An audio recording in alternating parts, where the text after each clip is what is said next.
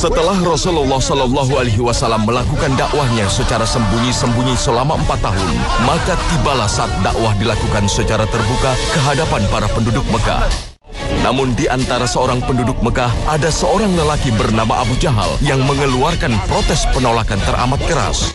Mulut Abu Jahal seperti tak henti-henti mengoceh untuk menghasut masyarakat Mekah agar tidak percaya dengan segala ucapan Rasulullah Muhammad Sallallahu Alaihi Wasallam yang dinilai telah merusak kepercayaan dan tatanan masyarakat kota Mekah. Penolakan Abu Jahal terhadap ajaran yang disampaikan oleh Rasulullah Sallallahu Alaihi Wasallam sesungguhnya hanya dilandasi oleh rasa persaingan antar suku. Abu Jahal yang berasal dari suku Bani Makhzum menuduh ajaran yang disampaikan oleh Muhammad Sallallahu Alaihi Wasallam adalah dalih untuk mengangkat Bani Hashim yang merupakan suku asal keluarga besar Rasulullah. Padahal jauh di dalam lubuk hati Abu Jahal, ia begitu kagum pada Islam, terutama pada ayat-ayat suci Al-Quran. Sebagai orang yang cerdas, pemilik nama asli Ammar bin Hisham ini paham bahwa Al-Quran bukanlah kalimat biasa yang diuntai oleh manusia. Ia seringkali diam-diam mendengarkan Rasulullah Shallallahu Alaihi Wasallam dan kaum muslimin melantunkan ayat-ayat Al-Quran. Tapi ternyata tak hanya Abu Jahal yang mengagumi Al-Quran. Beberapa tokoh Quraisy lainnya, termasuk Abu Sufyan, juga menyimpan kekaguman yang sama hingga seringkali keduanya saling bertemu secara tak sengaja. Namun mereka juga saling tidak mengakui dengan apa yang mereka lakukan, hingga mereka berjanji untuk tidak lagi mendengarkan Al-Quran. Tapi tetap saja di lain hari, mereka diam-diam kembali melakukan hal yang sama. Abu Jahal sebenarnya tak mampu membendung rasa cintanya pada Al-Quran, tapi egonya terlalu besar hingga hati nurani Abu Jahal tertutup karena gengsi mengakui kenabian Muhammad Sallallahu Alaihi Wasallam. Namun kebencian Abu Jahal terhadap Islam terganjal oleh Abu Thalib, sang paman Rasulullah Sallallahu Alaihi Wasallam, yang juga merupakan seorang tokoh terpandang Quraisy.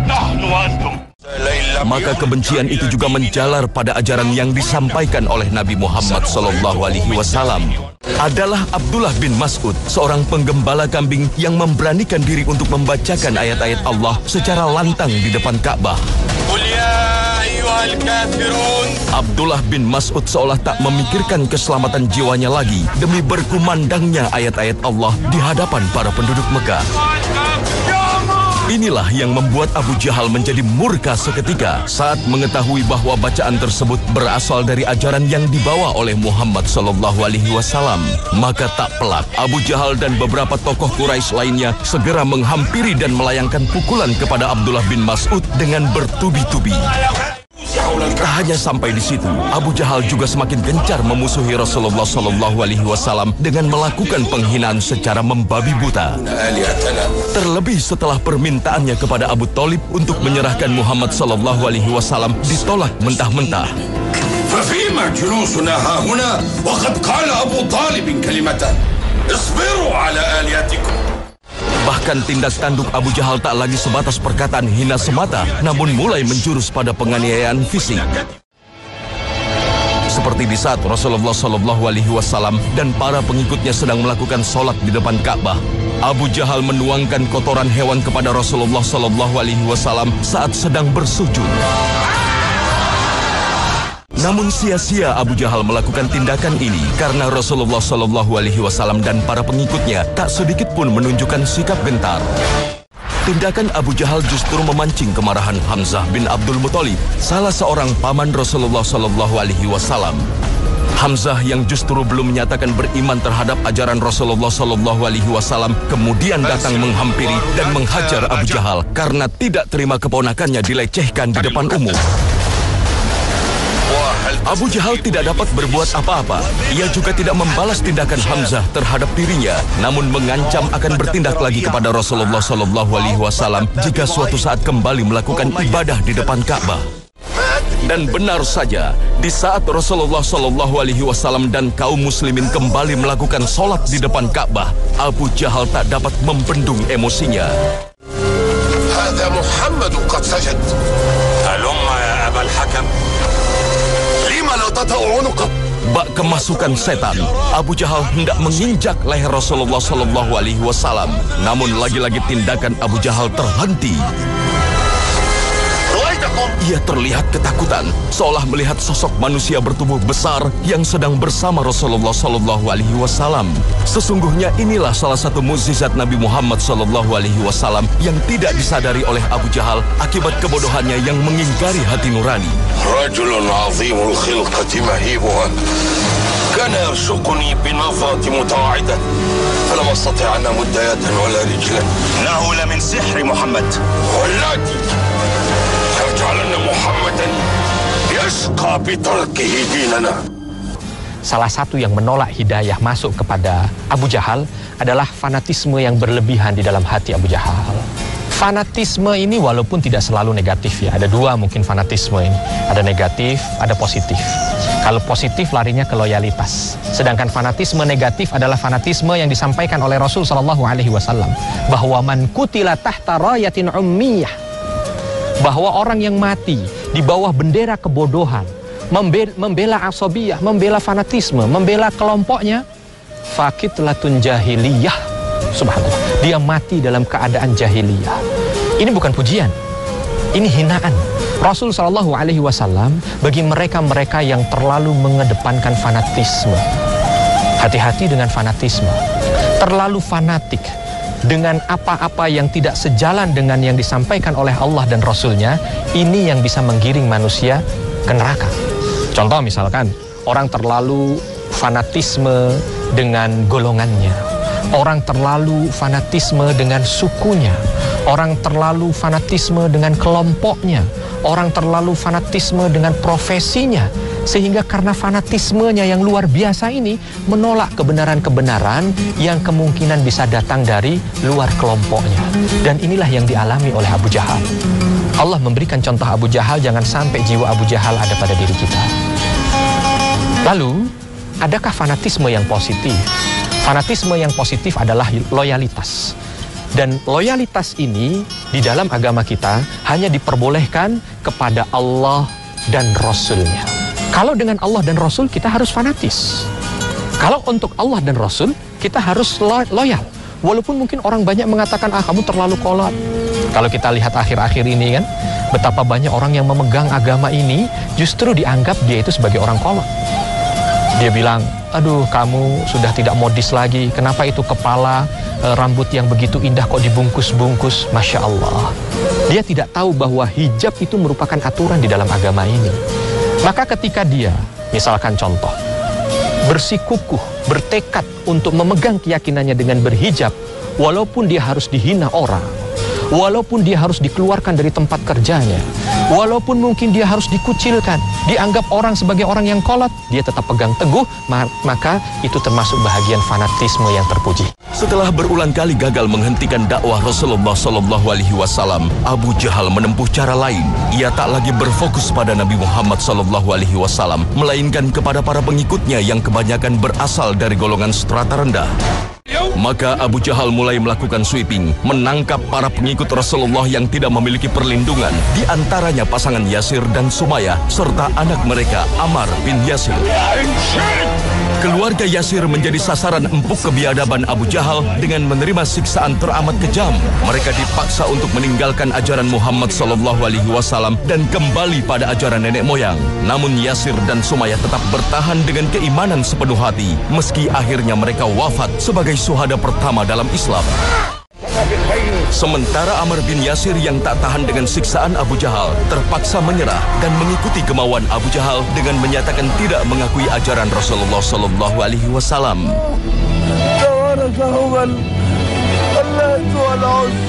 Abu Jahal merasa puas. Kegembiraannya meluap setinggi langit setelah membuat Ammar bin Yasir tak berdaya.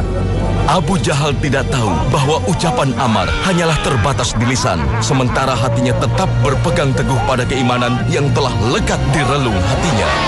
Melihat kondisi kaum muslimin yang semakin tertindas, Rasulullah SAW memerintahkan untuk hijrah ke negeri Habasyah agar dapat beribadah dengan tenang. Namun Abu Jahal tak tinggal diam. Ia berusaha untuk mencegah kepergian kaum muslimin ke Habasyah. Bahkan Abu Jahal juga sempat memukuli lagi Ammar bin Yasir yang ingin ikut hijrah ke Habasyah. Maka sekembalinya kaum muslimin dari negeri Habasyah, kondisi kota Mekah dirasakan semakin mencekam. Kaum muslimin yang baru saja tiba lagi-lagi menghadapi penindasan oleh Abu Jahal. من؟ أبو جهل؟ تجرؤ على أن تدعوني بهذه الكنية يا راعي الغنم؟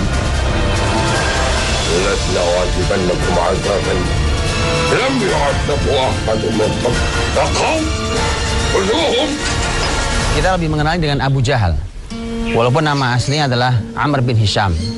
Tapi perlu diketahui bahwa Amr bin Hisham Al-Makhzumi ini, dia sebelum mendapatkan sebutan Abu Jahal, dia pernah mendapatkan panggilan kehormatan yang disebut dengan Abul Hakam. Amr bin Hisham ketika usianya kurang lebih 25 tahun, dia telah menempati posisi orang-orang senior, orang-orang tua, orang-orang yang penuh dengan hikmah dan ilmu di kalangan masyarakat Quraisy. Darun Nadwah, tempat berkumpulnya tokoh-tokoh besar Quraisy ketika mereka rapat menentukan banyak hal di kehidupan mereka. Di Darun Nadwah itu disebutkan bahwa yang boleh duduk untuk rapat itu hanya tokoh penting dengan usia minimal 50 tahun. Artinya yang boleh masuk ke sana adalah orang yang benar-benar telah berilmu, tokoh dan berpengalaman, karena usia minimalnya adalah 50 tahun. Tapi disebutkan bahwa Amr bin Hisham telah berhasil diterima duduk masuk bersama orang-orang senior itu saat itu usianya kurang lebih baru 25 tahun. Nah karenanya dia mendapatkan sebutan Abul Hakam. Potensi sebesar itulah yang kalau saja dia digunakan untuk Islam maka menjadi istimewa. Tetapi karena digunakan untuk kejahiliahan, yang terjadi adalah namanya berubah menjadi Abu Jahal, yaitu orang yang bodoh. Kenapa dia disebut orang bodoh? Disebutkan, ada yang menyebutkan dalam riwayat bahwa yang menyebutkan kata Abu Jahal adalah pamannya sendiri, Al-Walid bin Mughirah. Al-Walid bin Mughirah sebenarnya sama dengan Abu Jahal, sama-sama menolak Rasulullah Muhammad SAW. Tetapi setelah Rasulullah Muhammad SAW menyatakan diri bahwa beliau menerima wahyu, Amr bin Hisham, sang Abul Hakam ini, itu ternyata dia seringkali marah-marah, seringkali lepas kontrolnya, seringkali ucapan lisannya adalah ucapan yang kasar, mudah emosi dan seterusnya. Sehingga sampai kemudian disebut bahwa dia seperti orang bodoh.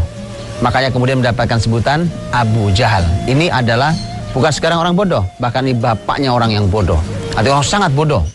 Sementara kaum muslimin serta Rasulullah SAW yang tidak ikut ke Habasyah semakin ditekan. Mereka diboikot dan diasingkan, bahkan mereka tidak mendapat makanan. Kondisi memprihatinkan dialami oleh banyak kaum muslimin, termasuk anak-anak yang menderita kelaparan. Sebab Abu Jahal memperketat penjagaan agar kaum muslimin tidak mendapat bantuan dari siapapun yang akan mengirimkan makanan. Dan bagi siapapun yang terbukti mengirimkan makanan kepada umat muslim, maka tak ada ampun baginya. Hukuman dari Abu Jahal pasti menimpa. Hingga 3 tahun lamanya aksi pemboikotan terhadap kaum muslimin berakhir akibat surat perjanjian pemboikotan itu hancur dimakan rayap. Lagi-lagi upaya Abu Jahal untuk menghancurkan umat muslim menemui kegagalan. Maka tak ada cara lain bagi Abu Jahal. Kali ini ia merencanakan untuk langsung menghabisi nyawa Rasulullah SAW. Ia sendiri yang mengusulkan dan memimpin langsung rencana pembunuhan Rasulullah SAW di hadapan para pemimpin kabilah Quraisy lainnya. Abu Jahal juga mengusulkan agar kabilah-kabilah Quraisy mengirimkan para pemuda untuk mengeksekusi Rasulullah SAW. Maka di suatu malam, tepat sebelum Rasulullah SAW hijrah ke Madinah, Abu Jahal memimpin para pemuda Quraisy untuk mengepung rumah Rasulullah SAW. Tapi rupanya Allah telah membutakan penglihatan mereka, hingga tak satu pun di antara mereka ada yang mengetahui bahwa Rasulullah keluar dari dalam rumahnya. Bahkan Rasulullah sempat menaburkan pasir di atas kepala mereka. Abu Jahal dan orang-orang yang mengepung terus menunggu waktu yang tepat, hingga datang seorang lelaki yang menghampiri mereka dan mengatakan bahwa Rasulullah SAW telah pergi melewati mereka. Tidak percaya dengan apa yang dikatakan lelaki tadi, Abu Jahal segera memeriksa ke dalam rumah. Tapi ternyata yang ia dapati adalah Ali bin Abi Thalib yang sedang tidur.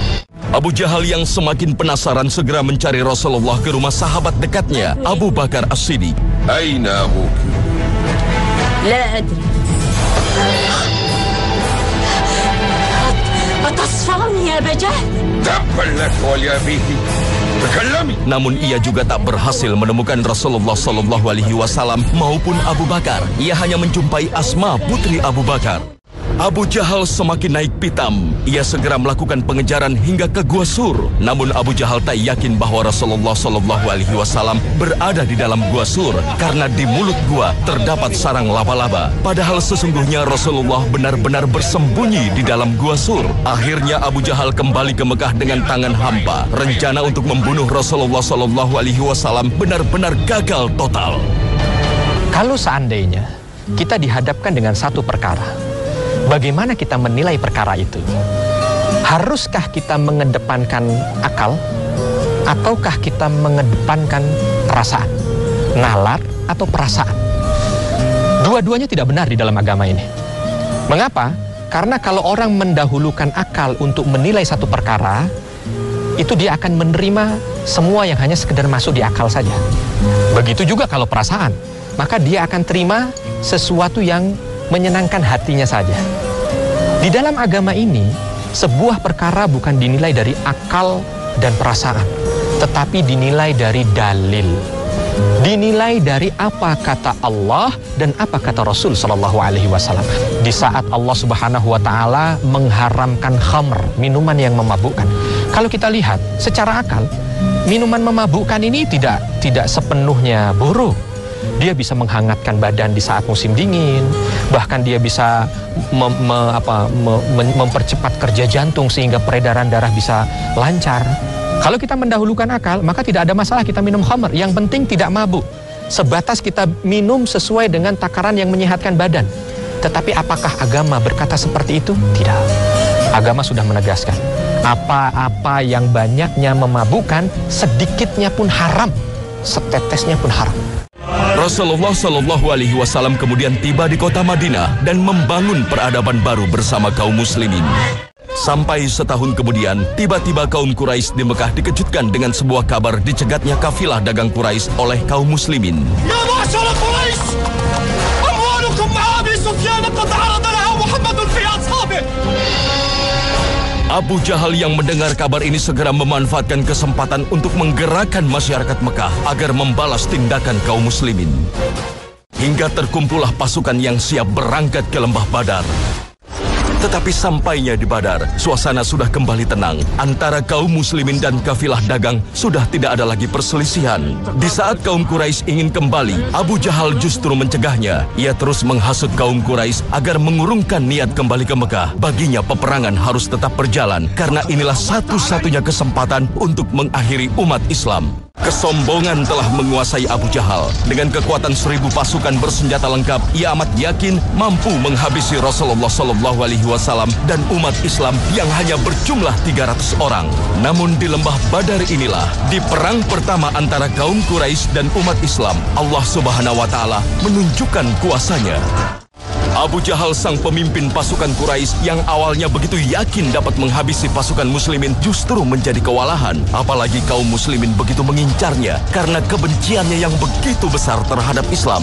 Tapi Abu Jahal tetaplah Abu Jahal. Meski keadaannya telah terjepit sekalipun, kesombongannya tetap ia tunjukkan. Tidak ada sedikit pun kalimat yang menandakan bahwa ia menyerah. Bahkan hingga Abdullah bin Mas'ud datang untuk meregang nyawanya, Abu Jahal, sang Fir'aun di umat ini, masih saja menunjukkan kesombongannya.